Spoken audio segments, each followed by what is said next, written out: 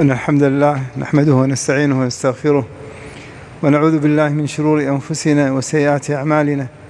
من يهديه الله فلا مضل له ومن يضلل فلا هادي له، وأشهد أن لا إله إلا الله وحده لا شريك له، وأشهد أن محمدا عبده ورسوله.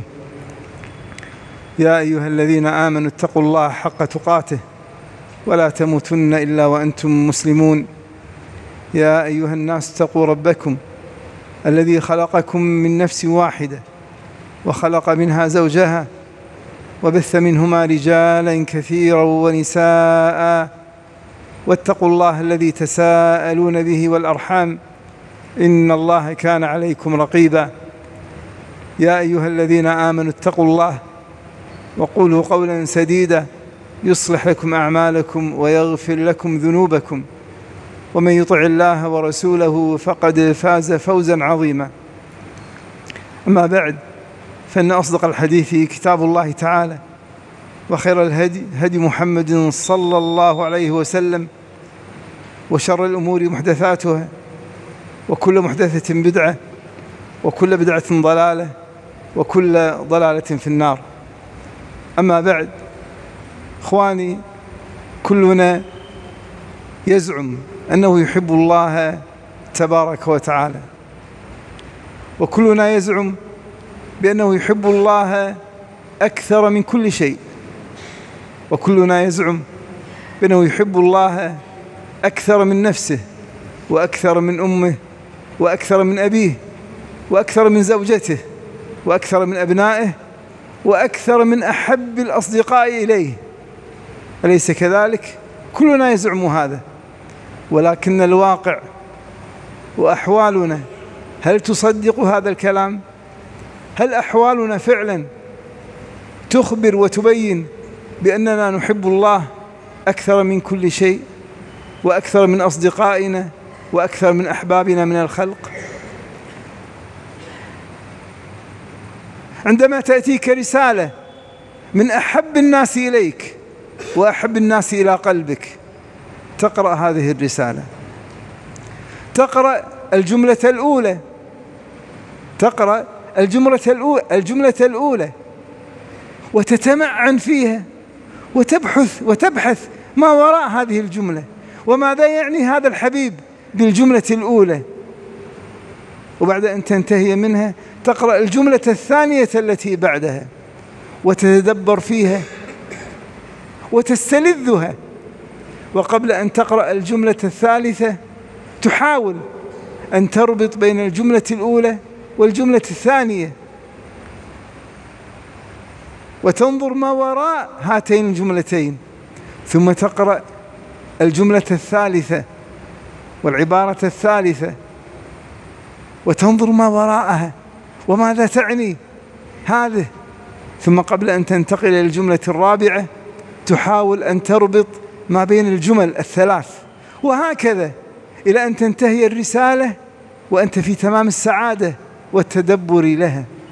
ثم قبل أن تغلق الهاتف الذي أتتك الرسالة عن طريقها، وقبل أن تغلق الرسالة التي أتتك تعيد قراءتها مرة ثانية ومرة ثالثة، وأنت في أتم السعادة. هل عندما نقرأ كتاب الله نقرأه بهذه الطريقة؟ عندما نقرأ الآية الأولى هل نقف عندها ونتدبرها وننظر ما وراءها؟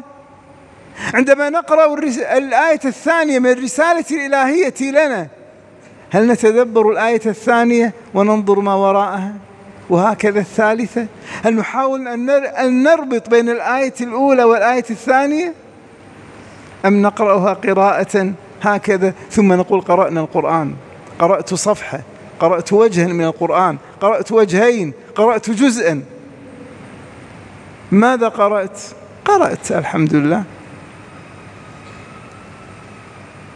عندما يأتي صاحبك وصديقك وكنت قد فارقته أياما وربما فارقته سنين، ذهب يدرس في الخارج ثم رجع، فاستقبلته بكمال الحب والشوق، تجلس معه ولا تريد أحدا أن يدخل بينكما، عندما يتكلم بالكلمة تنتبه لكل كلمة قالها. إن لم تفهم هذه الكلمة ولم تنتبه تقول ممكن أن تعيد علي الكلمة التي قلتها منذ قليل، الجملة، حتى أنتبه لها. لم أنتبه لها. وقلبك معه، وعقلك معه، وعينك معه، وكل جسدك معه، مع هذا الحبيب في كل كلمة يقولها. يأتي أحدهم يريد أن يقاطعك تقول له جزاك الله خيرا، سأكلمك بعد ذلك، أنا جالس مع حبيبي، مع أحب الناس إلي. عندما نقوم في الصلاة والإمام يقرأ في الصلاة، هل قلوبنا مع كل آية يقرأها يخاطبنا الله فيها؟ هل عقولنا مع كل آية يقرأها الإمام يخاطبنا الله فيها؟ هل جسدنا، عقولنا، أعيننا كلها مع كتاب الله؟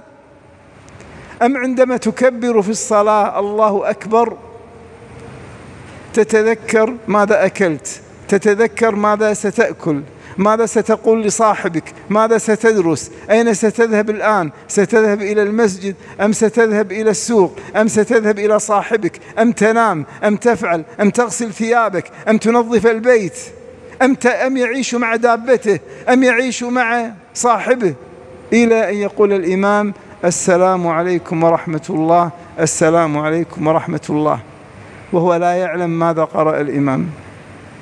عقله ليس معه، قلبه ليس مع القرآن، ليس مع الله، وإنما مع الخلق.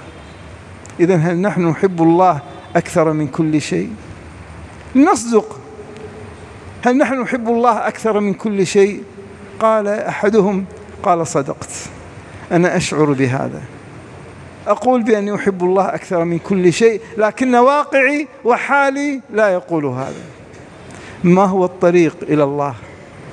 ما هو الطريق ليحب الله أكثر من كل شيء؟ عندنا أخواني وأحبابي 3 طرق و3 أسباب تجعلنا نحب الله أكثر من كل شيء. الطريق الأول والسبب الأول، كلكم أخواني إذا أراد أن يتزوج أول سؤال يسأل عن جمال الزوجة، أول سؤال. أحدهم طلب مني قال هل ممكن زوجتك تبحث لي عن زوجة؟ قلت خير إن شاء الله. ما هي شروطك؟ أخذ يشترط الشروط: جميلة، طويلة، شعرها طويل، عينها كبيرة، عينها سوداء نحيفة، خصرها كذا، وأخذ يشرح لي، وشعرها ناعم، وحتى لون الشعر أخذ يذكره. آخر كلمة قال دينه، حتى صاحب الدين، حتى لا أنكر عليه. أقول قال رسول الله صلى الله عليه وسلم فضل لذات الدين، قال أنا قلت دينه، قلت صاحب الدين. أما الجمال فصله، وأما الدين لم يفصله. كلنا قرأ قصة يوسف عليه السلام، كيف تعلقت النسوة بيوسف عليه السلام، وقد قال النبي صلى الله عليه وسلم لقد أوتي يوسف وأمه شطر الحسن. النسوة تعلقن بيوسف، امرأة العزيز تعلقت بيوسف، الكل أحب يوسف لجماله. النساء كذلك عندما يتقدم يريد أن يخطبهن رجل تسأل عن جمال هذا الزوج. إذا أردت أن تسافر تبحث عن جمال المكان الذي ستسافر إليه. عندما تريد أن تشتري ثوبا تسأل عن جمال هذا الثوب. تريد أن تؤثث بيتا تبحث عن الأثاث الجميل. تريد أن تبني بيتا جميلا، تقوم ببناء بيت جميل. قبل أن تخرج تقف أمام المرآة نصف ساعة وأنت تجمل في وجهك وتجمل في ثيابك. القلوب متعلقة بالجمال. لو جمعنا كل جمال الرجال وكل جمال النساء وكل جمال الطبيعة وكل جمال المخلوقات، جمعنا كل هذا الجمال في مخلوق واحد، والله ما ضاهى هذا جمال الله تبارك وتعالى. يقول النبي صلى الله عليه وسلم في حديث مسلم: إن الله جميل يحب الجمال. الله عز وجل سبحانه وجهه كله جمال وكله نور. يبقى وجه ربك ذو الجلال والإكرام، أي كله جمال وكله نور. عندما يدخل أحدهم وهو جميل يدخل وأنت تحبه تقول استنار المكان بدخولك. الله عز وجل يخبر يوم القيامة إذا ما بعث الناس في الظلمة، في شدة الظلمة، يأتي الله عز وجل فيصل بين الناس. يقول الله عز وجل وأشرقت الأرض بنور ربها، بجمال الله تشرق الأرض، الله نور السماوات والأرض. وجوه يومئذ ناظرة إلى ربها ناظرة، الوجوه تزداد جمالا إذا ما نظرت إلى جمال الله. يقول النبي صلى الله عليه وسلم في حديث مسلم إذا دخل أهل الجنة الجنة وأهل النار النار نادى مناد يا أهل الجنة إن لكم عند الله موعدا يريد أن ينجزكموه. أي موعد؟ دخلنا الجنة الحمد لله.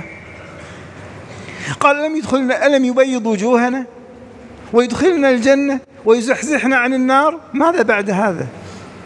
يقول النبي صلى الله عليه وسلم فيكشف الحجاب فينظرون إلى الله فما أعطوا شيئا أحب إليهم من النظر إلى الله تعالى. ولذا كان المؤمنون والصحابة ينفقون كل ما عندهم من أجل نظرة واحدة ينظرون بها إلى الله.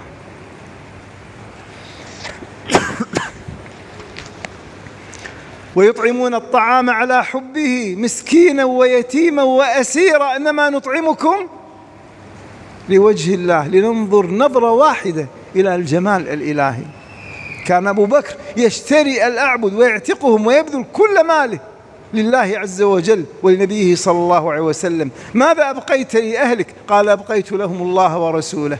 الله عز وجل يخبر عن أبي بكر كما يقول عبد الله بن الزبير في آية سورة الليل إلا ابتغاء وجه ربه الأعلى ولسوف يرضى يبتغي بذلك وجه الله. فقط من أجل نظرة واحدة إلى وجه الله لشدة الشوق. ولذا النبي صلى الله عليه وسلم يقول يسأل الله ويكثر من هذا الدعاء واحفظوا هذا الدعاء اللهم إني أسألك لذة النظر إلى وجهك وأسألك الشوق إلى لقائك. أسألك لذة النظر إلى وجهك وأسألك الشوق إلى لقائك. فاللهم إنا نسألك لذة النظر إلى وجهك ونسألك الشوق إلى لقائك. ولذا أتى الصحابة رضي الله عنهم فقالوا يا رسول الله هل نرى ربنا؟ يا رسول الله قلوبنا تقطعت لشدة حبنا لله، هل نرى ربنا يوم القيامة؟ قال هل تضامون في الشمس ليس دونها سحاب؟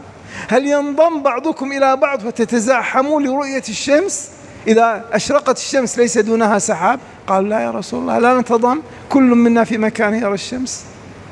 هل تضامون في القمر ليلة التم عندما يخرج القمر بدرا كاملا؟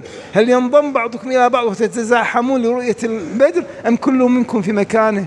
قال لا يا رسول الله لا نتضام، أي كلنا يرى القمر في مكانه. قال فإنكم سوف ترون ربكم كذلك. فمن أراد أن يفوز بهذا فليصلي قبل طلوع الشمس وقبل غروبها، أي ليحافظ على صلاة الفجر وليحافظ على صلاة العصر. يقول شيخ الإسلام ابن تيمية وبعض علماء السلف قال بعض المؤمنين في الدرجات العلى في الجنة يرى الله عز وجل في اليوم مرتين كما في هذا الحديث إشارة لهذا الحديث. وعسى الله عز وجل أن يكرمنا بالنظر إلى وجهه في اليوم مرتين في الجنة في الفردوس الأعلى، نحن والدينا وأهلينا وآبائنا وأمهاتنا وذرياتنا ومن أحببناه فيه. إذن هذا الطريق الأول لكي تحب الله أكثر من كل شيء. كلما رأيت جمالا تذكر جمال الله، أن هذا الجمال مخلوق الفاني لا يقارن بالجمال الدائم. فبع هذا الجمال الفاني والجمال المخلوق من أجل جمال الله لتفوز بجمال الله. لا تبع جمال الله من أجل جمال مخلوق زائل. إذن هذا الطريق الأول. الطريق الأول دائما تعلق بجمال الله، كلما رأيت جمالا بع هذا الجمال من أجل جمال الله حتى تفوز بجمال الله. الطريق الثاني هو أن تنظر إلى آيات الله عز وجل عليك، انظر إلى أيادي الله تبارك وتعالى. ربما أبوك ليس جميلا، ربما أمك ليست جميلة، ومع ذلك تحبها، تحب أمك، ربما هي ليست جميلة، بل تقول أمي أجمل النساء، وربما هي ليست جميلة، ولا أبوك ليس جميل، وتحبهما لما لهم من اليد عليك. إخواني، أيادي الله عز وجل ليل نهار علينا، أسبغ عليكم نعمه ظاهرة وباطنة. في يوم من الأيام كان هارون الرشيد خليفة المسلمين، وهو الذي يملك الدولة الإسلامية من الهند والصين وروسيا إلى المغرب، إلى منتصف أفريقيا، إلى تركيا، يملك الدولة الإسلامية. كان يرى السحابة المملوءة بالمطر يقول لها شرقي أو غربي، فإن خراجك ما تنزليه من الماء وتخرجينه من الأرض يأتيني خراجك، أنا أملك ثروات كل هذه الدولة. في يوم من الأيام كان جالسا مع الشعراء والوعاظ والعلماء والأدباء في يوم حار، عطش وشعر بالعطش، طلب الماء، قدم له كأس من الماء، قبل أن يشرب قام الواعظ ابن السماك قال: لحظة يا أمير المؤمنين، قبل أن تشرب الماء،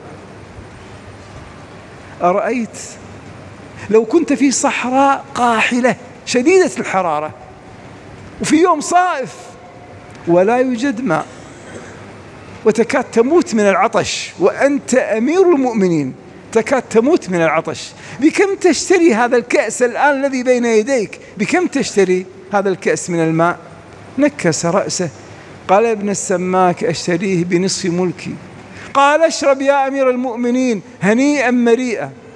شرب كأس الماء، ثم بعد ذلك مع الوعاظ ومع الشعراء أراد أن يقضي حاجته، أن يذهب للتبول، يريد أن يتبول، لكن لم يقل لهم، أراد الخروج من أجل أن يتبول. فهم ابن السماك الواعظ، فهم لماذا سيقوم أمير المؤمنين، قال: لحظة يا أمير المؤمنين قبل أن تقوم، لو حبست خروج الماء أصبت بمرض ما تستطيع أن تخرج البول، إذا ما أخرج البول سيموت، سيتسمم الجسد ويموت. قال: كم تدفع من أجل أن تتشافى من هذا المرض؟ قال ابن السماك: والله أدفع نصف ملكي من أجل أن أتشافى من المرض، أكاد أموت. قال: يا أمير المؤمنين، نصف الملك، كل هذه المملكة التي تملكها نصف الملك لكي تشرب، ونصف الملك لتخرج هذا الشراب، كأس فقط. ما تريد بملك لا يسوى شربة ماء، ما تريد بملك لا يسوى شربة ماء. أخوان، نحن في اليوم كم مرة نشرب وكم مرة نخرج؟ هذه الشربة الواحدة تساوي ثروة هارون الرشيد من الصين والهند إلى المغرب إلى تركيا إلى روسيا إلى وسط أفريقيا، شربة واحدة بلا مقابل، مجانا أكرمك الله عز وجل بها. ثم شربة ثانية ثالثة، طعام يأكل ويخرجه. الكلى، كم دفعت بقيمة الكلى؟ لو فقد أحدنا كلاه، كلته كم يدفع ليشتري الكلى؟ كم يدفع لشراء الكبد؟ القلب كم دفعت لتحصل على قلبك مجانا؟ الدماغ كم دفعت مجانا؟ العين كم دفعت لها مجانا؟ الأذن مجانا، اليدين مجانا، الرجلين مجانا، الأمعاء مجانا، المعدة مجانا، كل شيء مجان. الأعصاب مجان، النظر وليس فقط العين، ربما بعضهم عنده عين ما عنده نظر. كم تدفع مقابل البصر والنظر؟ كم تدفع مقابل السمع؟ كم تدفع مقابل الدم يجري في كل لحظة؟ كم تدفع للقلب الذي ينبض 74 نبضة في كل دقيقة بلا مقابل؟ أما يستحق الله عز وجل أن يشكر؟ أما يستحق أن يحب؟ النفس تحب من يحسن إليها. إذن هذا الطريق الثاني لنحب الله عز وجل أكثر من كل شيء. كل نعمة فيك فاعلم بأن الله عز وجل هو الذي أكرمك فيستحق أن يحب. أي شخص يريد أن يعطيك وأعطاك فاعلم بأن الله عز وجل هو الذي يسر له ليعطيك. هذا الطريق الثاني لنحب الله تبارك وتعالى، والحمد لله رب العالمين.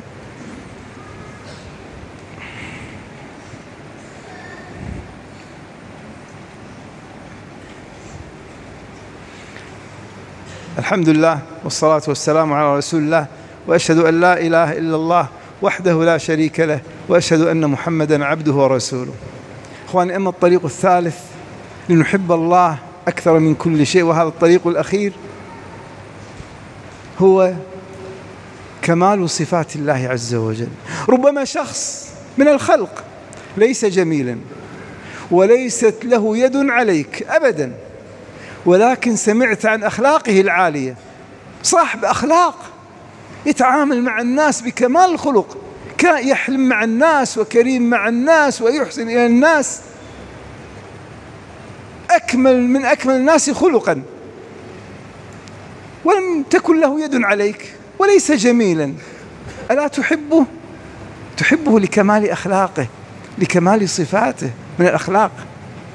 ما من صفة كمال إلا والله عز وجل أولى بأن يتصف بها، وما من صفة نقص إلا والله عز وجل أولى بأن ينزه عنها.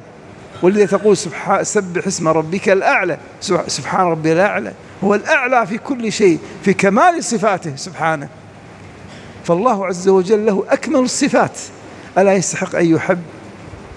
إخواني، في قصة حصلت لي، النبي صلى الله عليه وسلم يخبر عن رجل وأعرابي سمع بشيء من هذا فكان له الأثر الأكبر. حديث البخاري ومسلم، النبي صلى الله عليه وسلم يخبر عن آخر رجل يخرج من النار. أنتم تعرفون بأن النار تنقسم إلى قسمين: نار الكفار خالدون فيها، ونار العصاة من الموحدين لا يخلدون فيها، يخرجون منها. من هو آخر رجل يخرج من هذه النار من الموحدين؟ يخبر النبي صلى الله عليه وسلم عن آخر رجل مكث دهرا في النار وهو يعذب: ربي أخرجني من النار، ربي أخرجني من النار. أخرجه الله عز وجل من النار، وجهه الآن خرج من النار، وجهه تلقاء النار. مكث فترة قال: ربي حول وجهي عن النار فإنه قد آذاني دخانها وريحها. أخذ الله عز وجل عليه العهد ألا يسأله غير هذا السؤال. قال: والله يا رب لا أسألك غير هذا السؤال، فقط حول وجهي عن النار. حول وجهه عن النار، مكث فترة قال: ربي حول وجهي إلى الجنة. قال: ويلك ابن آدم ما أغدرك، ألم تعطيني عهود المواثيق ألا تسألني غيره؟ قال: والله يا رب لا أسألك غيره. حول وجهه إلى الجنة، مكث فترة قال: ربي قربني إلى باب الجنة. قال: ويلك ابن آدم ما أغدرك، ألم تعطيني عهود قال: والله يا رب لا أسألك غيره. قربه إلى باب الجنة، ارتفعت الجنة ورأى جمالها وما فيها. قال: ربي أدخلني الجنة. قال: ويلك ابن آدم ما أغدرك، ألم تعطيني عهود المواثيق لا تسألني غيره؟ قال: والله يا رب لا أسألك غيره. وإذا دخل الجنة ماذا يريد؟ أدخله الجنة. قبل أن يدخله الجنة قال له الله عز وجل: تمنى، ماذا تريد؟ هذا الرجل آخر رجل يخرج من النار من الموحدين، من عصاة الموحدين، ربما كان من الأشراف ومن التجار وصاحب الأموال، لكنه بعيد عن الله، ويستهزئ ربما بالفقراء والضعفاء، وعنده مجالس ربما مع أغنياء الناس البعيدين عن الله، يدخلون عليهم الفقير للاستهزاء به، يدخلون الفقير وهو مقطع الثياب. ماذا تريد؟ هذا لا يملك شيئا، هذا الفقير. ماذا تريد؟ يقول: نعطيك. ما تريد؟ تمنى. قال: تعطوني؟ قال: نعم تمنى. فقط أرادوا الاستهزاء به. قال: أنا أريد سيارة BMW 750، أو أريد روز ريز، أو أريد. قال: تمنى. نعم نعطيك. أخذ يتمنى، بعدما تمنى الأماني قال: ماذا نعطيك أنت؟ أخرج، أنت تستحق هذا، أنت لا تستحق شيء، أخرج. فقط أتوا به الاستهزاء، يستهزئون بالناس. هذه حياته، هذا طبعه. الآن يوم القيامة هذا الرجل الذي كان يستهزئ بالناس ويستهزئ بالفقراء عندما تمنى أخذ يتمنى ويتمنى. الله عز وجل يقول النبي صلى الله عليه وسلم في حديث البخاري ومسلم: قال الملك وهو الله في الجنة: هذا الرجل كان يعيش في 5 نجوم، أخذ يتمنى ما في 5 نجوم، فور سيزون ما فور سيزون، هاي الفنادق، يتمنى مثل هذا. هذه ما تساوي في الجنة عشة، ما تساوي في الجنة خيمة في الصحراء. ماذا تتمنى أنت؟ هو ظن بأن الجنة هكذا 5 نجوم، لا تساوي شيء 5 نجوم ما في الجنة من نعيم. قال له الله عز وجل في الجنة كذا، تمنى كذا، أين أنت؟ أخذ يتمنى، والله عز وجل يقول له في الجنة كذا تمنى، في الجنة كذا تمنى، في الجنة، وأخذ يتمنى ويتمنى ويتمنى. بعد ذلك قال الله عز وجل له: هذا لك وعشرة أمثاله، 10 أضعافه معه. فضحك الله، فضحك الله. هذا العبد ظن بأن الوضع كحال الدنيا الذي كان به يستهزئ الفقراء. قال: ربي أتستهزئ بي؟ أتستهزئ بي وأنت رب العالمين؟ قال: لا أستهزئ بك ولكني على ما شاء قادر، ادخل الجنة، هذا لك وعشرة أمثاله معه. إخواني، أعرابي من الأعراب سمع بأن الله يضحك، قال: فضحك الله. قال: أتستهزئ بي؟ ضحك الله. سمع أعرابي بأن الله يضحك، ليس في هذا الحديث وإنما في وضع آخر. سمع بأن الله يضحك، فقط صفة واحدة من صفات الله. قال: رب يضحك، رب يضحك، والله لن نعدم خيرا من رب يضحك، والله لن نعدم خيرا من رب يضحك. صفة واحدة كيف أثرت في قلبه وجعلته يحب الله. عندما تكون الأمور كلها مغلقة أمامك، كلما ذهبت إلى شخص لإنهاء المعاملة يوقع، قال: ما في مجال أبد، معاملتك هذه لا تسير ولا تمشي. دخلت على الوزير المسؤول وحدك، دخلت عليه، تبسم في وجهك، قلت: تبسم لي؟ قال: أتبسم لك أنت. ماذا تظن فيه؟ تظن بأنه سيحقق لك مرادك؟ هذه الابتسامة فقط. هذا الأعرابي قال: رب يضحك، والله لن نعدم خيرا من رب، جبار السماوات والأرض يضحك، والله لن نعدم خيرا من ربي يضحك. صفة واحدة كيف أثرت في هذا الأعرابي. فكيف بكمال صفات الله، أكمل الصفات لله عز وجل ألا نحبه؟ إذن 3 أسباب تجعلنا نحب الله تبارك وتعالى: كمال جماله، وكمال نعمه وأياديه علينا، وكمال صفاته تبارك وتعالى. إذا عشنا في مثل هذه الأمور نحب الله عز وجل أكثر من كل شيء. وإذا كان علماء السلف رضي الله عنهم كانوا يصرون ويؤكدون على التعرف على أسماء الله وفهم معانيها، والتعرف على صفات الله دون تحريف ودون تأويل ودون تمثيل ودون تعطيل. لما؟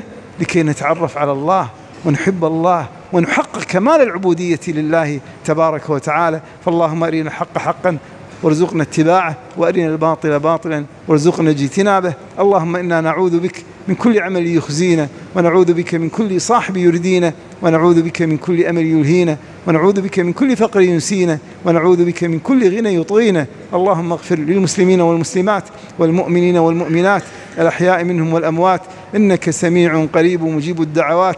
اللهم أصلح أحوالنا، اللهم أصلح أحوالنا وأصلح أئمتنا وولاة أمورنا. اللهم انصر إخواننا في كل مكان، اللهم انصر المستضعفين في كل مكان، اللهم انصر إخواننا في غزة وفي الضفة، اللهم انصر إخواننا في فلسطين، اللهم انصرهم نصرا مؤزرا، اللهم ثبت أقدامهم، اللهم اربط على قلوبهم وقوي عزائمهم وزد في إقدامهم، اللهم ألف بين قلوبهم ووحد كلمتهم وصفوفهم، اللهم سدد رميهم، اللهم ارم عنهم، اللهم أمددهم بجنود من عندك، اللهم ارحم موتاهم واشف مرضاهم وداوي جرحاهم واجبر كسيرهم واكس عاريهم، اللهم أطعمهم من جوع وآمنهم من خوف، اللهم احفظهم بعينك التي لا تنام واكنفهم بركنك الذي لا يرام، اللهم عليك بعدوهم الغاصبين، اللهم مزقهم كل ممزق، اللهم أرنا فيهم عجائب قدرتك، اللهم زلزل الأرض من تحت أقدامهم، اللهم شتت شملهم وفرق جمعهم وقطع صفوفهم، اللهم لا تحقق لهم غاية ولا ترفع لهم راية، اللهم ألق في قلوبهم الرعب والفزع والخوف والهلع. اللهم أرنا فيهم يوما أسود، اللهم أرنا فيهم عجائب قدرتك بقوتك وعزتك يا ذا الملكوت والجبروت والكبرياء والعظمة، والحمد لله رب العالمين.